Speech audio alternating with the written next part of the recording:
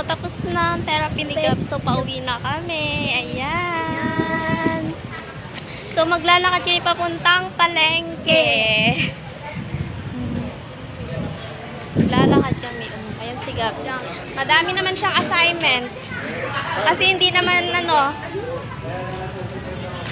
hindi naman siya, anong tawag nito? Hindi naman siya gumawa. Ayan. Ayan. Bit-bit na niya ang mahiwagan niyang bag. Bit-bit na niya ang mahiwagang bag. So, madami naman siyang assignment. So, ayan. Mag-hi ka! Hi! Magandang hapon! Dali na! Hi! So, ayan. Pauwi na kami. Pero, dadaan muna kami ng palengke. Lalakarin lang namin papuntang palengke kasi malapit naman na dito. Sahod ng konti. Oh, diba? So,